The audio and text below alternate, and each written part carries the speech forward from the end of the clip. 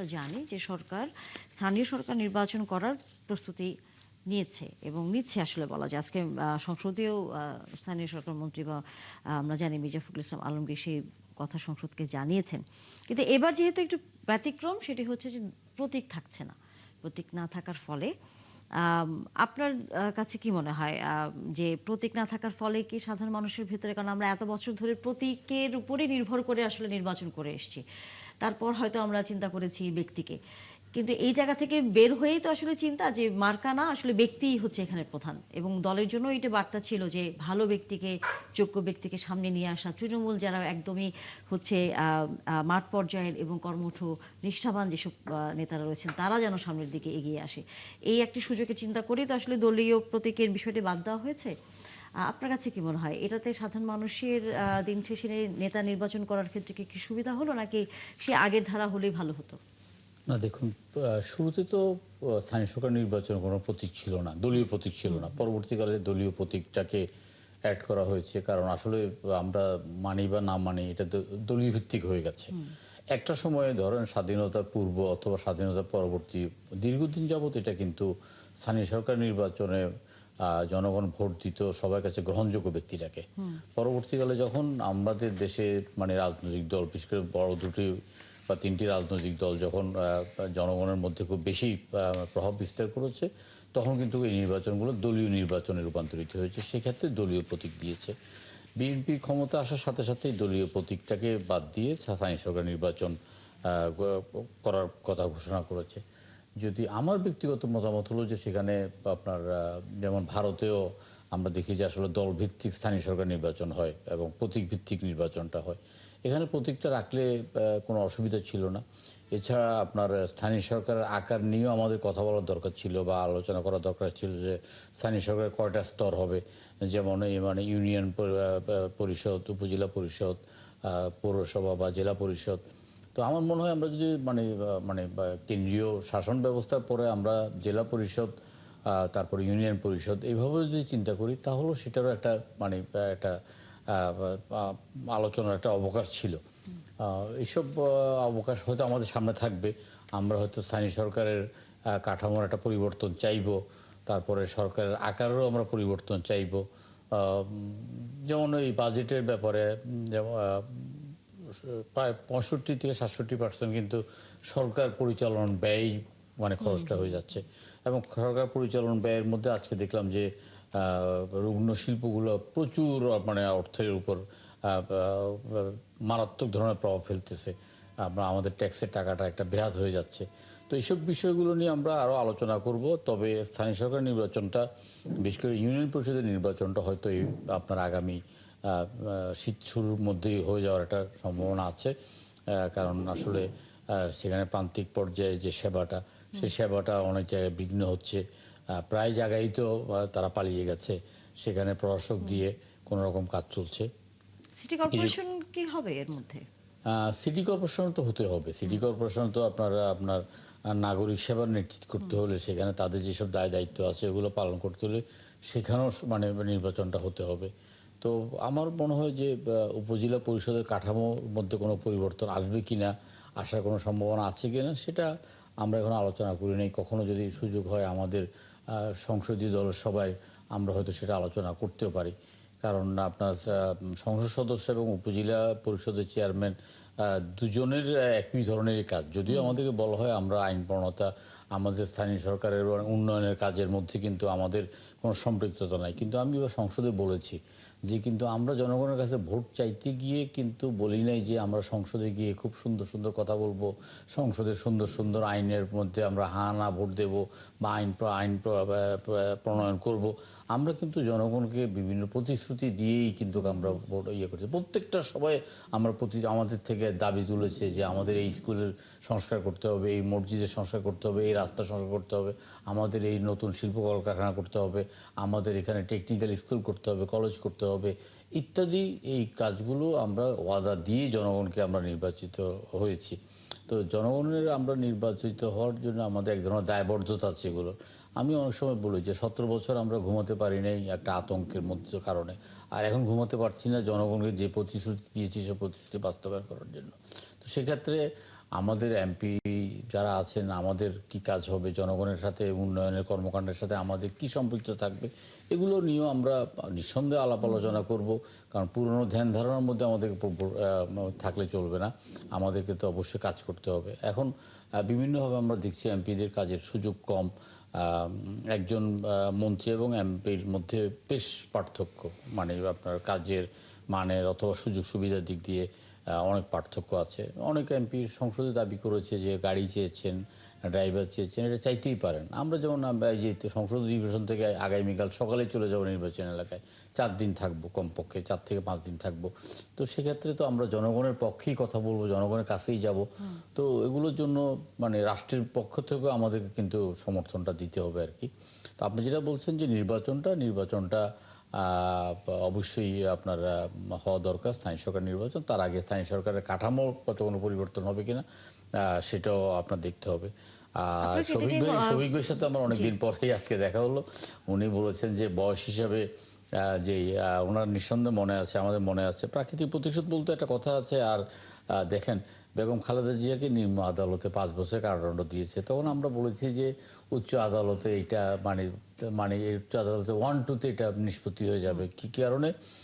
তার বয়স এবং তার মানে সামাজিক মর্যাদা এবং নারী হিসাবে তিনি সেখান থেকে রেহাই পাবেন, এটা আমরা বলেছি। বাঘা বাঘা আইনজীবীরা বলেছে এবং সরকার দলীয় বাঘা বাঘা আইনজীবীরা বলেছে, এটা কোনো মামলাই নয়, এটা কিন্তু মানে খালেদা জিয়া অবশ্যই জামিন পেয়ে যাবেন। কিন্তু আমরা কি দেখলাম, জামিন তো পেলেন না, উচ্চ আদালতে কিন্তু 5 বছর সাজাকে 10 বছর পরিণত করেছে একটা ভুয়া, একটা মিথ্যা মামলায়। সেই হিসেবে তো ইনুদের অবশ্যই মানে মৃত্যুদণ্ড হওয়াটা দরকার ছিল। কারণ এই ফ্যাসিজমকে তারা মানে কিভাবে, মানে এখন কথা বলে কিভাবে, আমার কাছে আমি খুব আশ্চর্য হয়ে গেলাম।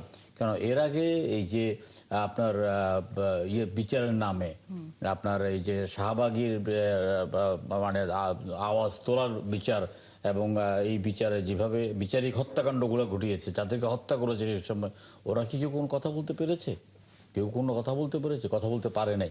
এখানেও ইনু যেখানে সে যদি এজলাসে দাঁড়িয়ে কথা বলার সুযোগ আছে, কিন্তু এই বাইরে গিয়ে আস্ফলন, যে আস্ফলনগুলো দেখাচ্ছে, এবং সবচেয়ে বড় কথা হলো যে ইনুসহ যারা এই দলটা করে বা এই মতবাদের বিশ্বাসী, এদের চিন্তা চেতনার মধ্যেই গলত আছে। এরা মানে এদের আস্ফলন এবং ন্যূনতম কারোর মধ্যে কোনো অনুশোচনা নাই, হুমকি ধামকি অহরহ মানে দিচ্ছে। আমরা আবার আসবো, আসলে দ্বিগুণ 3 গুণ 4 গুণ 10 গুণ আমরা প্রতিশোধ নেব। আচ্ছা, এর মধ্যে দিয়ে এই জায়গায় আপনি যেহেতু, আমরা অবশ্য আওয়ামী লীগ প্রসঙ্গে পরবর্তীতে কথাও বলবো, কিন্তু এখানে বিভিন্ন সময় আমাদের টকশো বা আরো অন্য জায়গায় আমরা দেখেছি যে বিরোধী দলের এক ধরনের বক্তব্য, যে তারা মনে করে যে আওয়ামী লীগ অনেকটা হচ্ছে সরকারের দল, তাদেরকে নানা ধরনের শিথিলতা দেখাচ্ছে বলে এই যে বিভিন্ন জায়গায় গণমাধ্যমের পাশাপাশি আমরা দেখেছি যে মিছিল তারা করেছে, ছোটিকা মিছিল হোক যেটাই হোক, এইটি সুযোগ পাচ্ছে অনেকটা। তারা বলছে যে আপনাদের সাথে তাদের এক ধরনের যোগ সাযোগ আসলে হচ্ছে।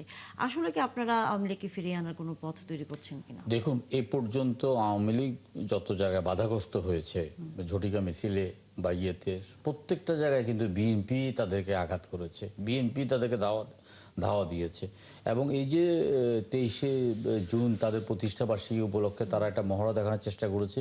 বিএনপি, বিশেষ করে আমি আমার নির্বাচনী এলাকায় একদম পরিপূর্ণভাবে সজাগ ছিলাম। আমরা অন্য কোনো রাজনৈতিক দলকে দেখি নাই। তো এখানে আপনার এই যে কথাগুলো বলা, আমরা সুযোগ দেওয়া, এখন আওয়ামী লীগের মতো একটা রাজনৈতিক দল, যে রাজনৈতিক দলের বিশাল একটা ইতিহাস আছে, সেই রাজনৈতিক দলগুলো দেউলিয়াপনার কোন পর্যায়ে গেলে মুখে মুখোশ পরে ঝটিকা সফর মানে মিছিল করে, সেটা ভাবতেও তাদের প্রতি করুণা হয়। এটা মানুষের মধ্যে একটা এক ধরনের আরো বিরক্তি উৎপাদন করে তাদের এইসব কর্মকাণ্ড। কারণ আওয়ামী লীগ নিজেই নিজের ফেরার পথটাকে রুদ্ধ করে দিয়েছে।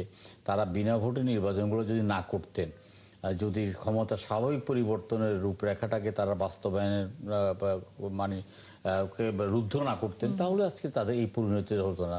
তাহলে মানে পরিষ্কার যে মানে বিএনপির হাতে প্রশ্নই আসে না। আমি আপনাকে চ্যালেঞ্জ দিয়ে বলতে পারি যে এগুলো রাশেদ, আপনারা মিডিয়ার এক ধরনের এই জায়গায় কথা। বিশ্বাস না রাখতে না পারবেন সরকারি দলের না, উপর? মিডিয়ার এই ধরনের একটা বক্তব্য বা এই ধরনের একটা মানে আপনার সোশ্যাল মিডিয়াতে অনেকে বলার চেষ্টা করতেছে বা ভোট বাহিনী এগুলো প্রচার করার চেষ্টা করতেছে, কিন্তু বাস্তবতা হলো যে আপনার দেখেন এই পর্যন্ত যতগুলো জায়গায়, ইভেন এই যে মহাখালীতে একটা ঝটিকা মিছিল করতে গিয়ে যে বাধা সামনে করেছে, সেটাও কিন্তু বিএনপি নেতাকর্মীরাই দিয়েছে। কিন্তু এখানে কিন্তু আমরা অন্য কাউকে পাচ্ছি না। কিন্তু আমরা কিন্তু আমাদের যেটা প্রয়োজন সেটা হলো আমাদের জুলাইয়ের পক্ষের শক্তির একটা ঐক্যবদ্ধ থাকতে হবে। কিন্তু সেখানে তো আপনারা গণভোটের রায় নিয়ে কোনো ধরনের পরিষ্কার কথা বলছেন না বলে বিরোধী দল তো এক ধরনের এই জায়গাতেও আপনাদের উপর আস্থা রাখতে না, পারছে না। গণভোটের আমরা রায় একটু প্রশ্নের জি। উত্তর নেব। জি, ধন্যবাদ আপনাকে। যেমনটি আপনি বলছিলেন আর কি, যে এখানে সেলিম ভাই যেটা বলেছেন, যে এটা আমার মনে হয় যে সেলিম ভাইয়ের কাছে সব ইনফরমেশন নাই। সবচেয়ে বড় প্রতিরোধ জামাত ইসলামী, ইসলামী ছাত্র শিবির এরাই করেছে। বারবার 32 নম্বরে, ধানমন্ডি 32 নম্বরে তারা নানানভাবে নানান কর্মসূচি পালনের উদ্যোগ নিয়েছিল আর কি, সেগুলো প্রতিহত করেছে কে? সাধারণ ছাত্রদেরকে সাথে নিয়ে ইসলামী ছাত্র শিবির, জামাত ইসলামী। এবং এটা করতে গিয়ে কিন্তু এইবার একটা, ওই যেদিন প্রতিষ্ঠা বার্ষিকী আওয়ামী লীগের, সেদিন একটা ইনসিডেন্সি ঘটে গেছে, একজন সাংবাদিক পর্যন্ত আহত হয়েছে আর কি, এবং এটা ভুল বুঝে পরবর্তীতে ক্ষমা চাওয়ার ঘটনা ঘটেছে এবং শেষ পর্যন্ত এটা একটা সমাধান হয়েছে আর কি। তো এই জন্য শুধু বিএনপি প্রতিরোধ করছে এটা বলার সুযোগ নাই, বরঞ্চ আমরা উল্টা অভিযোগও করি আর কি। অভিযোগ না, বিষয়গুলো আমরা করি না, মিডিয়ার মাধ্যমে সেগুলো ফলো করে প্রচার হয়। আমার এলাকায় আওয়ামী লীগের যিনি সাধারণ সম্পাদক ছিলেন, সহসভাপতি ছিলেন পরবর্তীতে, সেই ব্যক্তি সাবেক পিপি, হত্যা মামলার আসামি, তাকে কারাগার থেকে বের করে দেশ থেকে বের হয়ে যাওয়ার সুযোগ করে দিয়েছে এবং সেখানে মোটা অঙ্কের উৎকোচ গ্রহণ করা হয়েছে এবং বিএনপি নেতাদের পক্ষ থেকে সেই ঘটনার সাক্ষী দিয়েছে। কি বলে এটা মানববন্ধন পর্যন্ত হয়েছে আর কি, ডিসি অফিসের সামনে। শেষ পর্যন্ত তৎকালীন ডিসি এটাকে মিটমাট করে থামিয়ে আন্দোলন থামিয়েছেন আর কি। তো এই জন্য এইগুলো আসলে বিষয়গুলোকে আমি মনে করি যে এখনই অ্যাড্রেস করা দরকার এবং বিএনপির পক্ষ থেকেও এগুলোকে অ্যাড্রেস করা, সরকারের পক্ষ থেকে এগুলোকে সামনে নিয়ে এসে আলোচনা পর্যালোচনার ভিত্তিতে সমাধান করে, যেমনটি লাস্ট কথাটা বলেছেন সেলিম ভাই, কিন্তু আমি খুবই পছন্দ করেছি যে জুলাই ইস্যুতে সবাইকে ঐক্যবদ্ধ থাকতে হবে, আপনি যেমনটি বললেন আর কি। তো এই ইস্যুটিকে যেমন আজকে, যেমন কিছুক্ষণ আগে আপনি দেখালেন যে ছাত্রদলের পক্ষ থেকে আজকে 0 আওয়ারে কর্মসূচি শুরু করা হয়েছে এবং 36 জুলাই পর্যন্ত তাদেরও বা জামাত ইসলামী বা ইসলামী ছাত্র শিবির সবারই কর্মসূচি আছে বা রাখা দরকার আর কি। এইটা বাস্তবসম্মত হয়তো আপনি কিন্তু ইতিমধ্যে ইঙ্গিত করেছেন আর কি, যে গণভোটটাকে কেন বাস্তবায়ন করা হচ্ছে না। ইভেন আমি তো মানে এটা আমি বারবার বলছি আর কি, যে একদম আমার প্রথম বক্তব্য ছিল বাজেট অধিবেশনে, প্রথম দিন প্রথম বক্তা বিরোধী দলের পক্ষ থেকে। আমি সেই সময় বলেছি যে বাজেটটা বিশাল বাজেট, দারুণ বাজেট, নানান কথা বলা হচ্ছে, কিন্তু জুলাই নাই সেখানে। জুলাই কি আছে? শুধুমাত্র কিছু ভাতা প্রদান আছে। জুলাই সনদ বাস্তবায়ন সহ এই কার্যক্রম টোটাল কিভাবে করা হবে এটা নিয়ে তো অনেক কথা অক্ষরে অক্ষরে বাইনা পালন করা হবে বলা হয় আর কি সরকারের পক্ষ থেকে, কিন্তু এটার বাস্তবায়ন আমরা দেখতে পাচ্ছি না। সুতরাং এই জায়গায় গিয়ে আমরা একটা সতর্ক করছি আর কি। আপনি যে ইস্যুটাতে আগে ছিলেন আর কি, স্থানীয় সরকার ইলেকশন আর কি, সেই জায়গায় গিয়ে প্রতীক ছাড়া, দল ছাড়ার কয়েকটা সংকট আমি দেখছি। আমি বলবো না যে প্রতীক নিয়ে নির্বাচন করা দরকার, বাট এখানে আমরা একটা আশঙ্কা করছি, সরকার যদি এটা এখনই ইনিশিয়েটিভ না নেয়, খুব বড় সিদ্ধান্ত না নেয়, তাহলে এটা বড় ধরনের সংকট তৈরি করবে। সেটি হচ্ছে আওয়ামী লীগের উত্থান হওয়ার একটা সুযোগ এখানে কিন্তু থেকে যাচ্ছে। কিভাবে? অলরেডি বিভিন্ন জায়গায় আওয়ামী লীগের পক্ষ থেকে ফেস্টুন টাঙানো হয়েছে, পোস্টার টাঙানো হয়েছে, তারা ইলেকশনে আসছে, অথচ তারা হত্যাকারী বা ছাত্রদের উপর নির্যাতনকারী হিসেবে এলাকায় প্রমাণিত। সে লোকগুলো আসছে, নর্মালাইজ হচ্ছে, এগুলো কারা নর্মালাইজ করছে? এখন সরকারের আইন শৃঙ্খলা পরিস্থিতি তাহলে কোন পর্যায়ে আছে যে এরকম একজন দাগী আসামিরা, অপরাধীরা এখন এসে এরকম কার্যক্রমে সম্পৃক্ত হচ্ছে আর কি। ইভেন কয়েকদিন আগে আপনারা দেখেছেন যে সংখ্যালঘুদের একটি আন্দোলন হয়েছে, এখানে চৈতালি নামে একজন মেয়ে কি বক্তব্য দিয়েছে সেটা আমি আর এখানে কোট করছি না আর কি। ধানমন্ডি 32-এ সেভারাল টাইম, এবং এগুলো মানে কি বলে আওয়ামী লীগকে ডিফেন্ড করার জন্য বারবার একই রকম কর্মসূচি কিন্তু সেখানে করা হচ্ছে আর কি। অর্থাৎ এই যে জায়গাগুলো, এগুলো যদি আগে থেকে কন্ট্রোল না করা হয় এবং এর ভিত্তিতে যদি এটা চলমান অবস্থায় যদি একটা ইলেকশনের দিকে যাওয়া হয় আর কি, আমি আশঙ্কা করছি যে এটা আমাদের স্টেটের জন্য একটা বড় ধরনের আশঙ্কা করতে হবে আর কি। মানে আমি মনে করি না যে এটাকেই একমাত্র আমরা ভয় পেয়ে সবকিছু বাদ দেখে এটার মধ্যেই লাগবো, বিষয়টি এরকম নয়। বাট এই ইস্যুটাকে অবশ্যই কনসার্নে রাখতে হবে এবং এ ব্যাপারে সতর্ক থাকা জরুরি রয়েছে। অবশ্যই। আমরা যদি আসি শফিকুল আলম আপনার কাছে, সেটি হচ্ছে সরকারের বয়স খুব একটা বেশি হয়নি, আমরা জানি 4 মাস পার হলো, কিন্তু এর মাঝেই আমরা দেখছি যে বিরোধী দলের পক্ষ থেকে সরকারের উপর আস্থা বিশ্বাসের জায়গাটি খুব একটা এখনো আসেনি। আপনার কাছে কি মনে হয় যে পরিবর্তনের রাজনীতির কথা আমরা এর আগে বলেছি, সেটি কি আদৌ পরিবর্তন হয়েছে নাকি এখনো আগের মতোই একে অপরের প্রতি আস্থাহীনতায় আমরা ভুগছি? তো দেখি যে আস্থাটা ফিরেছে। আপনি যদি সংসদ দেখেন, দুইটা ভালো সেশন আমরা দেখলাম, বাজেট সেশন, তারপরে প্রথম যে সেশনটা হলো, দুইটাই তো ব্রিলিয়ান্ট সেশন ছিল। বিরোধী দলের বক্তারা ভালো বক্তব্য দিয়েছেন, সরকারি দলের মিনিস্টাররা কোশ্চেন নিয়েছেন, কোশ্চেন প্রশ্নগুলোর উত্তর দিয়েছেন, এবং আপনি দেখবেন যে তাদের যে ইভেন বডি ল্যাঙ্গুয়েজ, মানে সংসদে বসে বা সংসদের বাইরে এসে আমাদের প্রধানমন্ত্রী ডক্টর শফিকুর রহমানের সাথে পরশুদিন যে ছবি তুললেন, বা অন্যান্য লিডাররা যেভাবে মিশছেন, এটা বোঝা যায় যে আমাদের মূল যেটা ইস্যু ছিল, যেটা ধরেন সেই 90-এর পরেও আমরা খুব তেমন একটা দেখতে পাই নাই, সেটা হচ্ছে যে আমরা সংসদকে কার্যকর দেখতে পারি নাই, সেইটা ফিরে এসছে এটা, এবং এই ফিরাটা খুব জরুরি ছিল। এবং এর ফলে যেটা হচ্ছে যে সবাই তাদের কথাগুলো বলছেন, সেলিম ভাই তার যে প্রসঙ্গগুলো সেগুলো উঠাচ্ছেন, বা রাশেদ ভাই, যে এই সংসদ হয়ে গেছে সমস্ত অ্যাক্টিভিটিস এর সেন্টার পয়েন্ট, এবং এই সেন্টার পয়েন্টটা হওয়াটা খুব জরুরি ছিল। আগে যেটা ছিল যে ফ্যাসিস্ট আমলের সংসদ, সেটা তো ধরেন এটা এক ধরনের একদলীয় শাসন ব্যবস্থায় ওর পিঠ চুলকিয়ে দেওয়ার মতো সংসদ। আর এখানে যেটা হচ্ছে রিয়াল ডিবেট হচ্ছে, আপনি বাজেট নিয়ে যে সেশন গুলো হয়েছে, আমরা যারা নিউট্রালি দেখছি, আমরা তো মনে করছি যে ব্রিলিয়ান্ট হয়েছে। প্রাইম মিনিস্টার পর্যন্ত তার উত্তরগুলো দিচ্ছেন, কোথায় কোথায় কমাতে হবে, বাজেট কেন বড় সেটার ফিলোসফি তারা তুলে ধরেছেন।